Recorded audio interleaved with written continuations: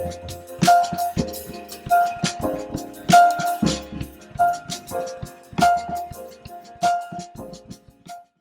Randal Report, Season 1, Episode 31. Good day to everybody. Good morning. Yes, it is still morning here in the great metropolis of London.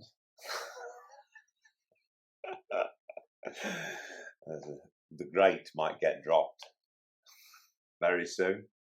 That's it. That's how we're all set, aren't we? We're ready to go. So, on our second attempt, because we were actually going to do today's episode last week, but of course that's allowed things to kind of update themselves with a little bit more news coming in.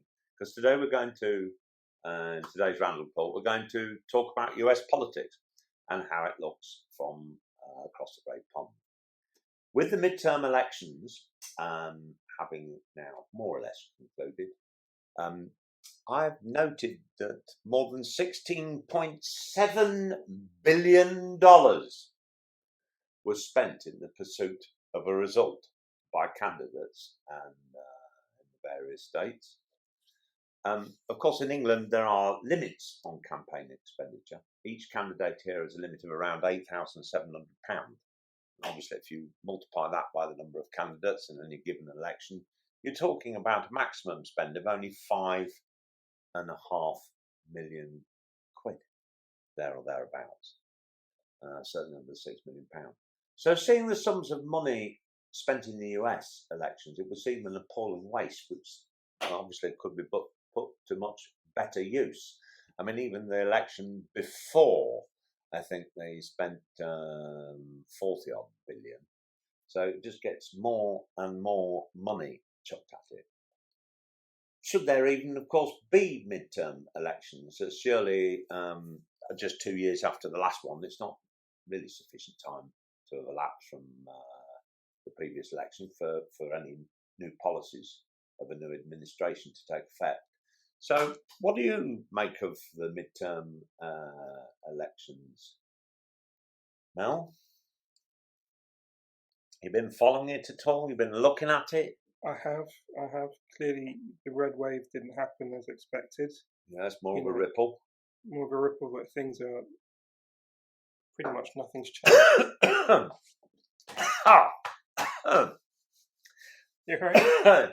Yes, that was coffee going down the wrong way rather than a comment on your comment. Go on, you were saying, before I rudely died on this. Topic of today, isn't it? Yeah. I guess it's a good way of shaking the tree. Yeah. Shake things up a bit. I think what we were talking about last week was the fact that you should probably have more time to impose your policies and, changing things up halfway through a 4-year term. You don't really tend to get much done. It seems to be that it sort of, after the midterms, it shuts everything down, especially if it sort of goes the other way from, let's say, Democrats to Republicans. If Republicans gain enough seats in the Senate, the House and Congress, that it essentially shuts down government for 2 years. And then sort of what's the point of that? So there's 2 years of effective government and 2 years where hamstrung, really. Yeah, and 2 years where nothing really happens. But then the issue is, what's an adequate length of time in order to enact your policies? Well, that's. Do you want to have one government in for, let's say, a decade at a time? Yeah.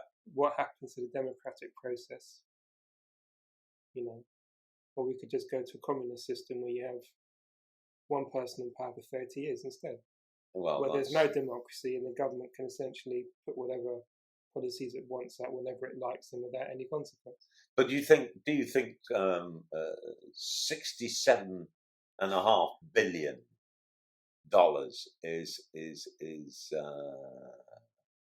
a little excessive, and shouldn't there be limits on the amount of money that a campaign can use? Because otherwise, you chuck enough money at it, something's going to stick, isn't it?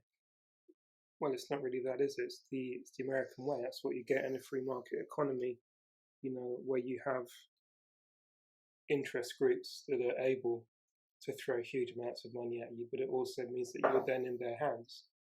So if you have But why can't they do what they do here? If you have the NRA, yeah, that throws billions at politicians to ensure that sort of the Second Amendment and everything that goes with it continues at a pace. Yeah. It doesn't change. Because God forbid we'd want to not wake up and see some school shootings. God forbid that we ever ban assault weapons. I mean, what else are they going to kill all the kids with in the schools?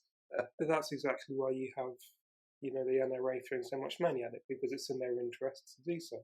Right. They want to ensure that sort of the arms industry is perfectly healthy. Yeah. That's who they, report to. They want to ensure that all the manufacturers are, selling as many arms as possible. Yeah.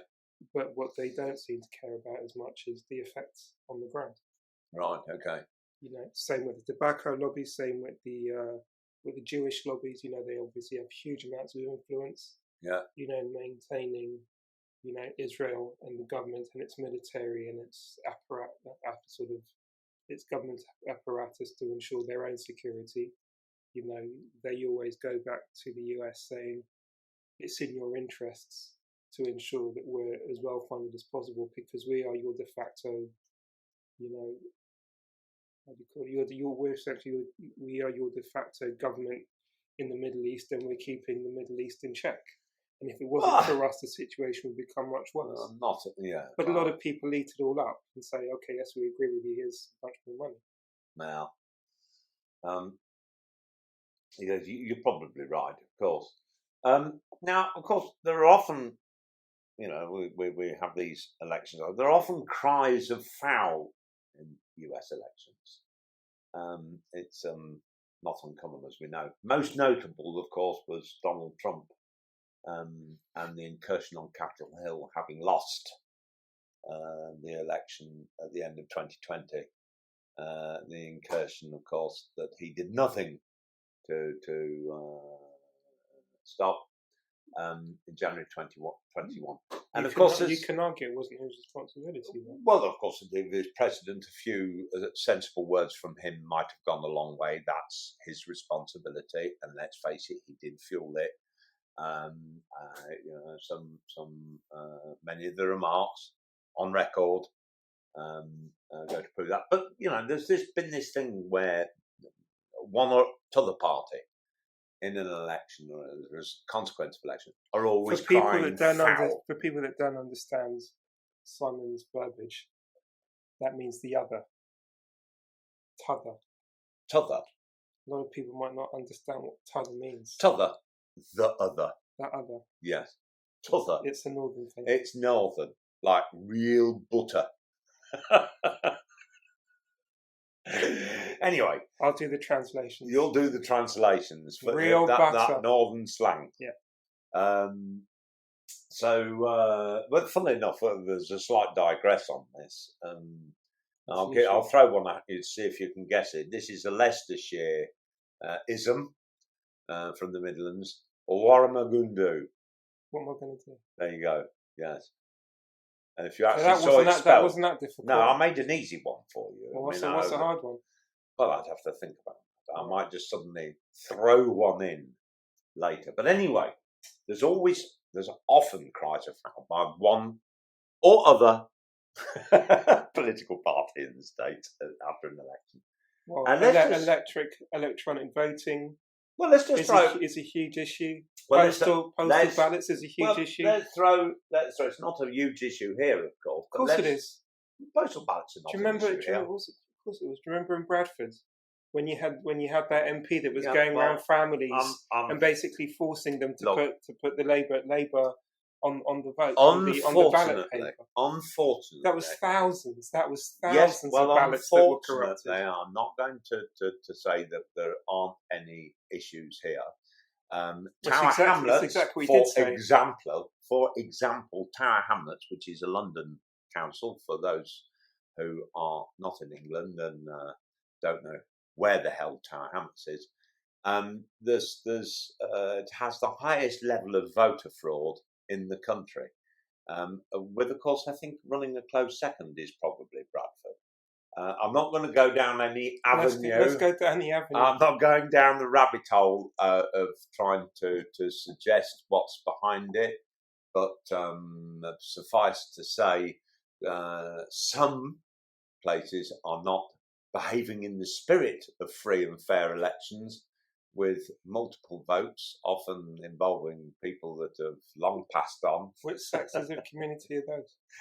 I'm not going there because, I think it's people obviously trying to project their interests. So, and obviously looking to cheat, But essentially it happens everywhere. It does happen. It does happen.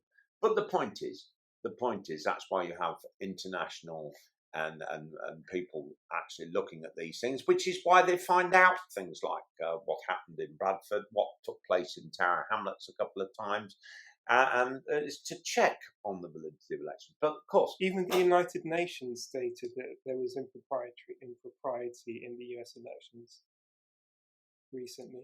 Well, there wasn't. It was concluded that after the 2020 election, there was no impropriety, and there's always going to be a small number. Whether it is significant to swing an election, I doubt very much, and I think that's pretty clear. However, they do have a history of it in the States of crying foul, because there's only winners and losers in the States. So if you're a loser, you're pretty miffed, and you want to try and cry foul. It's often the case, and there's plenty of. I'm going to throw a few stats in here. US contested elections: the year 1800, 1824, 1860, 1876, 1912, 1948. The year 2000, which of course was George W. Bush versus Al Gore. Yeah. Which Al Gore won. Which Al Gore arguably won. And there was extreme misconduct in Florida. Yes, there was. And funnily enough, I think the governor of Florida at the time was George W. Bush's brother, Jed. Yeah, that's correct. Yeah. But what kind of does this say about American politics? That, at the end of an election, that the other party and cry foul, even when it's clear, really, that they know they're lost, but they just can't accept it. And we know this from let's take the point when Clinton won his first term in office, uncontested, so it's not on that list.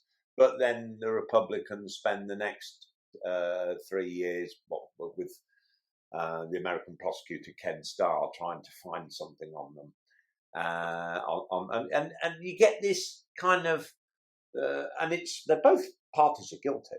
I mean, Clinton whinging and moaning that she lost to Trump and cried foul. Trump moaning and complaining that the election was stolen him. What do you think it says about the American psyche that having lost, and really when they know it, fairly lost, that they can't just suck it up, regroup and prepare for the next time? A bit like they do a bit more in this country. You don't hear them crying foul. I don't remember Corbyn saying the election was stolen from him crookedly, or anybody else for that matter in my lifetime in this country. What does it say about American psyche to you, Matt? Well, it means that we're less contentious in the USA. But Hillary Clinton's essentially a criminal. It's very difficult to say that. I apologise to viewers. Don't apologise. She's not legally. She's a criminal. It doesn't matter. Well, of course it matters. It doesn't matter. You have no right to say that. You can be sued. And if you're choosing to sue, his name is Mel, my name is Simon. Leave my name off it. It's the Randal Report, not the Mead-Greenhouse report. Yeah, but I'm not the one that's suggesting. You're not the one that's suggesting that she's crooked Hillary, as Mr. Trump suggested. I'm not saying there might not be some veracity in the accusation. She would have won. But I'm not going to call that. Some might say she is. I couldn't possibly comment. She would have won the election otherwise. The fact that she had such a bad approval rating, there were so many allegations thrown at her. Issues with documents being kept on personal equipment, a number of files that had gone missing. What about all the files that went missing in the Trump administration? A lot of allegations that were sort of thrown at her for other sort of. What about the allegations against Trump on tax fraud, on donations, on all manner of things? Do you not think that his mantra of crooked Hillary, that some of that mud stuck? Do you not think that in the subsequent 6 years that if there was a case to answer, they'd have made her answer it? Well, it's the same case with Trump, isn't it? They've been trying for how many years now to try and throw him at him. And it's still not over. This is my point. That's the point. It's over with Hillary, but it's not over with him. It's not over. It's not over with Hillary at all. And that's without. Which is why she'll never become a Democratic. Which is why she'll never be on a Democratic ticket. She's too bloody old. It's got nothing to do with it. No, so is Biden. He made it, didn't he? Well, we'll come to that.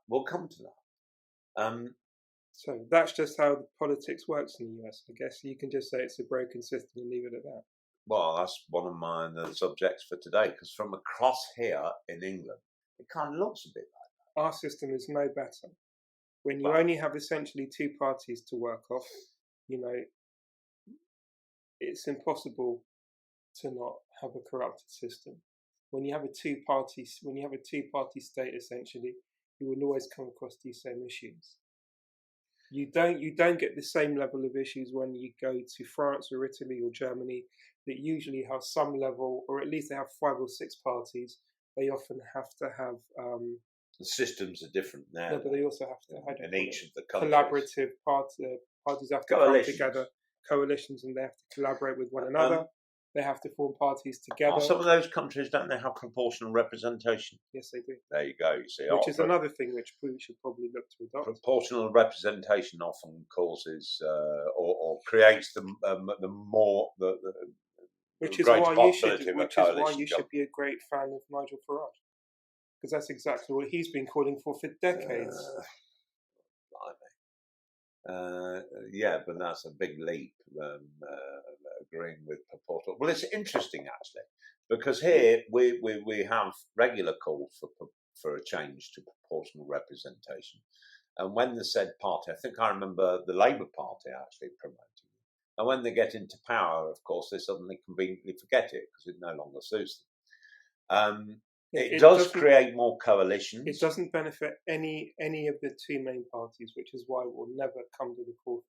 No, despite us talking about it all the time. Not until we see a lot of hung parliaments, one after another, and it's somehow we look at the system entirely. Anyway, while we're on the subject, or rather, having touched on the subject of Donald Trump, so we know that now with the majority of results in that there was no red wave, as many Republicans had forecast. And a lot of the Trump-endorsed candidates, of course, failed to win the day. And the latest, being I noticed yesterday, was Carrie Lake in the race for the governorship of Arizona. Yep. Now Donald Trump, of course, has announced his candidacy for the 2024 elections. It's clear that Trumpism isn't yet dead, but should it have been drowned at birth in the first place? Why would you say that? Well, I do I think personally, and this is my opinion, that it is his stewardship as president of the US that has, and there's a lot of expert opinion would agree with that Trump bears some responsibility for the destabilising of the global order, if you like, from the point of view of his language towards... What planet are you on? I'm sorry. He arguably had the best foreign policy of any president over the course of 25 years. Foreign policy was pants. 1 minute he was mates. 1 minute No Kim foreign- Jong. Yes, exactly. Was his best mate, and then it was his enemy. What good did it do? He managed to speak to a state which didn't have any sort of diplomatic ties with any countries. He managed to do that. It's a huge win. We should have just asked Dennis Rodman to pop by for a cup of tea because it's his mate. Just because you don't like the guy doesn't mean you can't admit when he's done something right. North Korea is a huge win. North Korea is a huge win. He managed to get Israel and other Arab states, excluding Palestine, because obviously that's another thing altogether. He managed to get Israel, the UAE, and Saudi to the table to at least create some form of a pact of peace. It might have been what tenuous. Pact of peace? What do you mean? Where did he? What pact of peace? If it where's the pact of peace? What? They have a tacit agreement between the UAE, Saudi, other Arabic states, and Israel, and they have a pact in place, which is tenuous, but it's there. It excludes Palestine, which I completely disagree with, but it excludes Palestine, but they still managed to come to the table. They haven't been able to do it before. They did it with him. There was no other massive military incursions when he was in power because he was against it. Because in his mind, there was no reason for US military to be in foreign states. And on top of that, he was able to, if anything, unify a lot of countries together. He came to the table in Europe and he asked other countries about the issue of NATO and other countries paying their fair share, which is absolutely correct. No, what's unified NATO? Putin's attack on Ukraine. Let's be about no, it's got nothing to do with that. The perception under him, the perception of these leaders under him was that NATO had become weak. And he was absolutely correct. Because he was threatening to leave it. Well, exactly right. No, not right. You're looking through the wrong end of the telescope. No, not at all. Of course you are. You're looking under a microscope, and that's your issue. No. You're not looking at the bigger picture. The bigger picture? Why exactly should the US spend 75% of NATO, of all its resources towards NATO, and the other European countries are actually there on essentially the front line? Why do they not pay their fair share? Look, we know about the sums of it all, but the point is there is no Trump's point. Trump's language undermined the cohesion of NATO in the eyes of potential enemies. It opened up it opened up the world to the reality of the situation that no one knew in advance. Of course, everybody knew in advance. Everyone knew in advance that people weren't paying their fair share, and that NATO was essentially weakened because of it. So you think that somebody, which is why the United States had to go into Ukraine and invest billions in training centres. Let's call them training centres. In order to ensure that there was some level of buffer between Europe and Russia. So you're daring to tell me and the listeners that, and no doubt some of them will be Trump supporters. And he shut down the migrant issue in Mexico. Oh, the wall. Oh, the famous and ridiculous wall.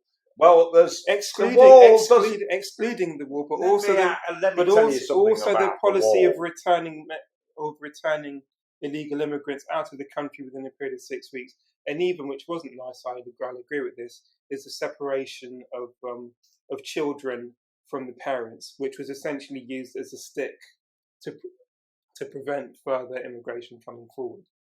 And it had its effect. It wasn't a nice thing to do, but it was effective. Oh, right, okay, well. And what are we doing about our immigration issues now?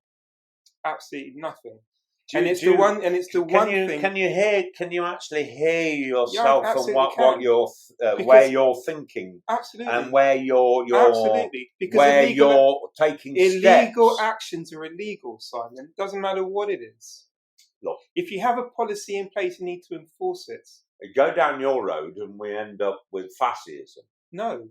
Yes, we do. No. Of course we do. We go down a process whereby you actually follow the law. Unless you don't like the law that's in place, change the law. But if you have laws in place, you have to adhere to them. So you think there's veracity in separating children from young children from their parents To prevent people from coming in illegally, then yes. As a means to dissuade other illegal immigrants. Yes, the same way we threaten to send people to Rwanda. Well, I'm sorry, from a humanitarian because most people would rather stay in France or Europe than go to Rwanda. So that's a choice you make. That's shameful. If you're coming from Albania or Iraq or whatever other country that you're coming from, and you're giving a choice, before you enter UK territories, where you say either you stay in continental Europe, or if your intention is to come to the UK illegally, you have a choice. Either process your application as everyone else does, legally speaking. You do the correct thing under the law. If you choose to do things against the law, then this is the consequence. The consequence is you'll be held in a facility and you may be returned not to your home of origin, but to Rwanda for processing. That's a lot. Now, what's wrong with that exactly? We're not talking about that, though. We are. No, you've moved the subject. I'm sorry, you've moved the subject. We're talking about the separation of children, very young children, from their parents as a means to dissuade others from making illegal crossings. You need to listen to what you're saying there and recognise how ugly an opinion that is. It's the parent who makes the choice, not the government, the parent. Oh, so it's down to the parents. Yes, the parent makes the choice. That once they arrive, the American government under Trump, that they make a choice. Do we enter a country illegally at the risk of us being separated from our children, or do we go down the legal route? That's a choice you make. It's not a government making that choice for you. The government simply imposes the conditions. You may not like the conditions, but you as a parent have to make that choice. Yes, but you start going So down. now you're saying that people shouldn't have that responsibility. That's the road to fashion, my friend. That's the issue that you have. Because what you're saying, rubbish. What you're saying is that people shouldn't take responsibility for their actions. And that's the most ridiculous thing Yes, I've ever heard. of course people should take responsibility for their actions. Okay, but then if a 5-year-old child is not the one taking that decision. Don't enter a country legally. Then you won't have that issue. So no, but it's not about the parents. The parents being separated from the children. It's exactly about the children being separated from their parents. And you can't punish the 5-year-old for the actions of the adult. But it's the parent's decision. What kind of situation and system? It's the parent that punishes the child, not the other way around. It's ridiculous. It is a ridiculous notion. The parent punishes the child for their actions. You cannot have, by any measure, people listening to you that have got any decency. If you had a child, and you knew that entering a country illegally could mean that your child would be taken away from you, what decisions do you make? Look, when you put it from that point of view, of course you don't go because you're thinking. Okay then, Simon. Don't interrupt me. Well done. Don't interrupt me. So if that's the case, don't interrupt me now. Yeah, but you're interrupting me. So how about we have this conversation? Well, do you want me to get a fucking talking stick? No, not at all. I'm saying exactly the point. If you will make that decision, it's up for every other parent to make their own decision. Correct? No. The point is that any parent with young children needs to make decisions for themselves that are in the best interest of their young child. That's half the problem. But you then you cannot, with those parents that made a bad decision, punish the 5-year-olds and the young children because of the stupidity and foolish judgment of the parents. Because once the situation and the decision has been taken and they're in a country illegally, then I'm afraid you're stuck with the reality of the situation, and you have to then consider from a humanitarian point of view, the needs of the young children. It's not the parents, but the point is you've got to deal with the here and now, and you can't punish the children for the foolish choices of the parents. That is awful. You're under That is awful. You're under US jurisdiction, therefore you have to follow their laws. You know, by your rule, we should be punishing the grandchildren and great grandchildren of Hitler's Germany for the actions of something that happened. How is that and even their parents and how is that grandparents were relevant? involved in. Where's the relevance Well, in that? the point is, there's no logic to what you're saying. To the children make it's the law. rules. Apparently, you don't understand the law. No, it's not. You have to operate under the law. Yeah, well, of whichever country you're in. No, the law. Are you going to go to Qatar for the World Cup, Simon? Of course not. No. Why? Because I don't agree with the way they treat people in their country. And unfortunately, Simon, they don't agree with you either. And that's the issue. We've got you don't have to like it, but you have to abide by the laws of a particular country. If Qatar doesn't see you in the same light as other countries do, you need to make a decision. And unfortunately, a lot of people are being forced now to make a decision whether to attend the World Cup at all or not. Well, that's a subject for another day, because actually, but it's all relevant. There are certain countries I will never go to because I don't agree with I don't agree with their laws or their policies. Exactly. But what I won't do is enter Qatar illegally. Knowing potentially what the consequences are. It's not even close to worth Nobody in your situation is ever going to enter a country illegally, because let's be about right. The vast majority of people who migrate from one country to another, there's often very simple but quite extreme economic or political circumstances that force them to do it. Nobody risks life and limb of themselves and their children likely to find a better life. But anyway, so going back to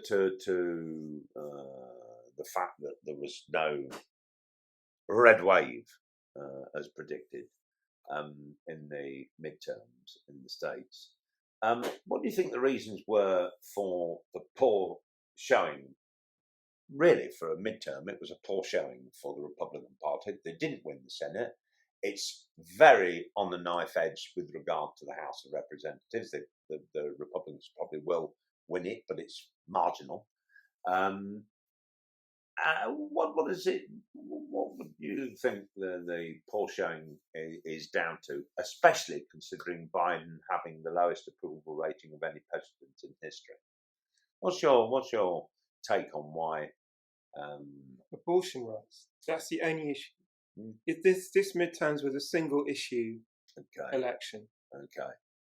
If abortion rights weren't such a hot topic, right, Republicans would have done much better. So abortion rights, because of a Supreme Court of which Trump had a hand in putting that's his fault as well, is it? Yes, it is. Why?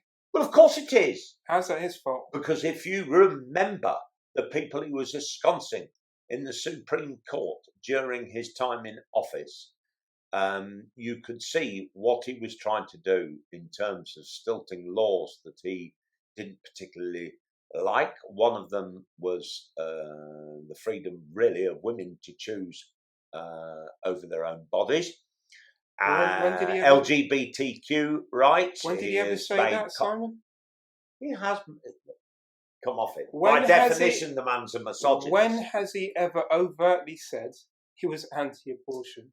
If you can show me that, then we can have another conversation. Well, the fact of the matter is that Trump spent 4 years really shouting mantras like send them back and lock her up, and the kind of very, what I would call not useful and not very statesmanlike, certainly not very presidential. Yeah, he wasn't behaviour. Statesmanlike.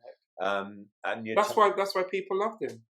Well, because he was anti-establishment. That's the whole point. Well, of course, that suits certain. He wasn't diplomatic. He didn't understand protocol. He didn't care one way or another, and that's why people clung to him.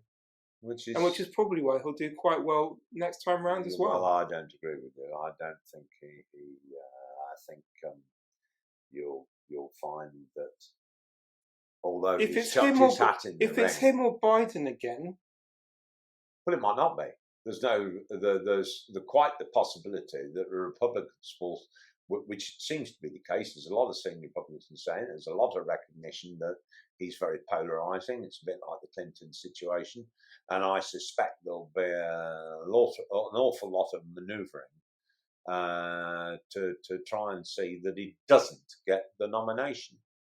It is going to be very touch and go, and and a lot of it will be down to what happens in the next 2 years in terms of what the decisions are being taken now in respect of inflation in the States, same as here, and various other things, how that pans out and where the economy is in 2 years' time when they come to the election. There's a lot of factors to look at as to whether Trump or anybody else can find themselves in the White House. It's kind of events are moving faster than the politics in many respects. So, should the Republican, I'll bring this on to another question, should the Republican Party even countenance the idea of having Trump as a candidate? Because it wouldn't seem very sagacious on their part. I don't know what that means. Sagacious, wise. Okay. I'm sage, gotcha. Eh? Sage. Sage, sagacious, yeah. Thanks. Yeah. We can move forward now. I know what it means. But there you go. Should they countenance, should, after everything, shouldn't they be looking and going, well, you know what, we could see a repeat of it. He wins, he gets in, there's more issues, there's more questions over this, that and the other, and it gets to the end of the 4 years and he loses, it's time for him to go, but it leaves the Republican Party permanently damaged. Because he could stand for a third term. Because presidents only have 2 terms, I believe, in the States, right. Back to back. Yeah. But they can stand more than once if they were to separate them up. Yeah. Or more than twice if they separated them up, in theory. So, what then? It could be lumped with him as a... It's not up to you, it's up to what the people want. And if the people want him back, they'll have him back. But it's a question of who who has the best chance of people voting for him. But do you think and you have to assume it doesn't matter whether it's wise or not. Again, it's not up to being wise or not. It's up to the general population and what the general population would prefer. If the general population is saying we want Trump back, then you have to have him on the ticket. I'm sorry, I just look at the average Trump supporter and it fills me full of horror. It doesn't matter. This is what the United States is now. Okay. If they like his views and they like his, his politics, and that's the way it goes. And if you don't like it, don't go to the US. Well, no, I don't go to the US. It's as simple as that. I've got an interesting thing. Do you think it's okay? You think, from the point of view, if you were the seniors in the Republican Party, that you'd want to be risking it with him rather than saying, okay, we've got 2 years, we really have got a knuckle down here and find somebody that doesn't make us, the Republican Party, look like a bunch of twats? The question is, who has the best chance of winning?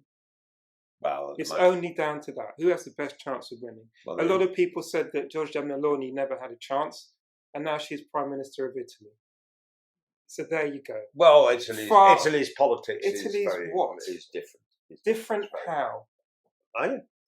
Well, people, again, someone's going to get very angry with me here, but, Italy's big issue was also migrants. You know, and that was her this ticket. Hold on. This particular Don't instance, interrupt me, Simon. Italians have a big issue with immigration. Huge issue. Of course they do. She went and said, So does Spain. She said, I am does Greece. going to resolve this. And that's exactly what she intends on doing. Well, she might be quite right of centre. But I am, because these are Italian people's views. You can't compare Italian these politics. These are Italian people's views. But you cannot compare Italian politics to US politics. No. Of course you can. I mean, for starters, how many governments has there been in Italy since 1945? Quite a lot. But how many? I don't know. What's the average time a prime minister lasts? But what difference does that make? In Italy? The Italian people made their viewpoint very, very clear, and that's why they voted her in. She might have far-right views. We're not talking about Italian politics she might have. Neither are we talking Trump about. Trump is on the right, is he not? You can see him as relatively far right on top of that. He is far right. He's verging on being a Nazi. But so most Americans have those views, which is why they voted him in. And in Italy, it's the same. If you vote in someone who's far right, it means a lot of people also have those far right views. Yeah. You cannot do anything through your wisdom or otherwise change that fact. Well, you can, because you need to recognise that if the views of your country are heading to such extreme levels, there is something intrinsically wrong. What do you mean by wrong? You know, I'm not talking about Italian politics, because Italian politics is an archetypal system we were talking about earlier that produces a lot of coalitions. She is the head of a coalition government that requires and relies upon a mixture of support and, of course, therefore, some checks and balances to perhaps some of her what would have been her more extreme policies, because she's from the far right. With Berlusconi and another also slightly less of right party. Well, it all adds into the recipe. So they're take any one part of the recipe out. They're all somewhat nutters in Italy. The bake ends up different. Well, okay. But we're not talking about Italy. We are talking about Italy. No, we're not talking about Italy. We are talking about policy. Our subject today is a comparison, direct comparison, really, between is about politics in the USA, not here, not Italy. Abortion, immigration, Italy, immigration, economic downturn. So says the Farage, Putin, and Trump apologist. I'm not apologising for anyone. But you didn't answer the question I asked you, or I was trying to ask you, before you digressed into okay, go on. What's the Italy. Question? Was that, do we think, given that Trump is now chucking his hat in the ring, and Biden could well decide that he's going to run again in 2024, that they are just a tad too old? Should there be an age limit? There's a contentious issue. No. Because obviously they reckon that Ronald Reagan, of course, when he was in office, was actually suffering the symptoms of dementia. Of course, dementia can happen to people significantly younger. So you don't think there should be? No. Whoever's right for the job gets the job. Doesn't matter how old you are. Well, of course, the interesting argument there is that we could look at a whole bundle of people: George W. Bush, Donald Trump, Hillary Clinton, and ask the question: were any of them right for the job? Were any of them actually? They were, because they were voted in. Oh, okay. If that's what the people want, that's what you get. It's as simple as that. Right, okay. It's as simple as that. Well, of course, that is the nature of democracy. The unintended consequences. I seem to remember that when they were talking about, I think it was in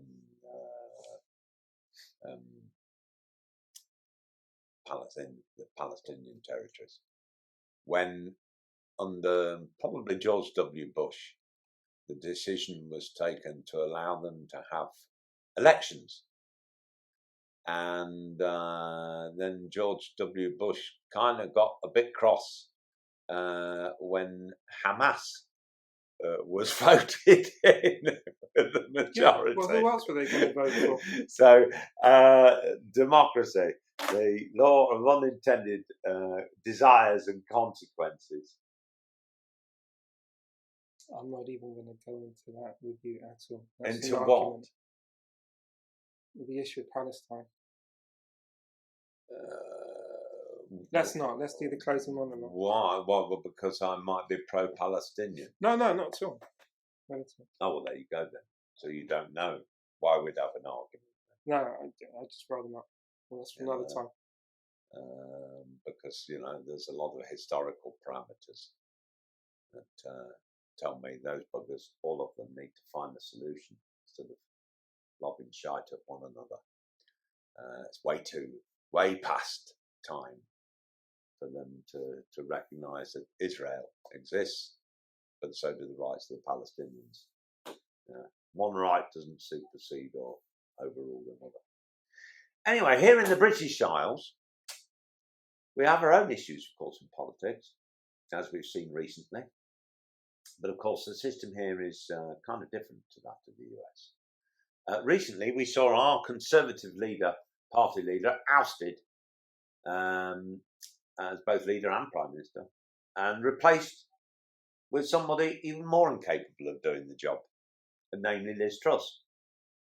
But quickly realising their mistake, as our country's financial stability, credibility disappeared down the U-bend, the Conservative Party removed her faster than the jizz stain on Monica Lewinsky's dress. Of course, in the US, it has been the case that more extreme measures have been undertaken to remove a sitting president.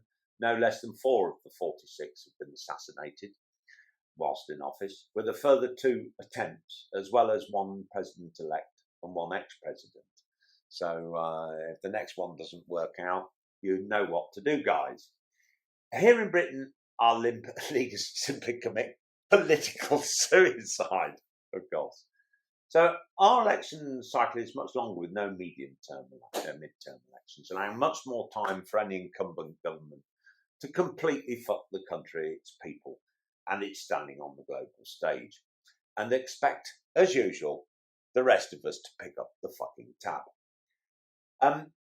And whilst in Britain, of course, we vilify those elected representatives who choose to appear in peak-time reality shows, eating kangaroos' bumhole, in the US, you actually choose ex-reality stars as president. No less one with a dead cat on his head and the skin of a satsuma. And of course, we've got similar, but they aren't leading the party or the country. Why would the Republican Party consider the endorsement of Trump for another term? After all, it would seem like turkeys voting for Christmas. But there we go. It is the nature of democracy. We vote and we don't always get what we like. But of course, here in England, we do usually put up with the result. So anyway, to our quote of the day, which is one Mark Twain: "You can't depend on your eyes when your imagination is out of focus." And on that note, wishing you an excellent day.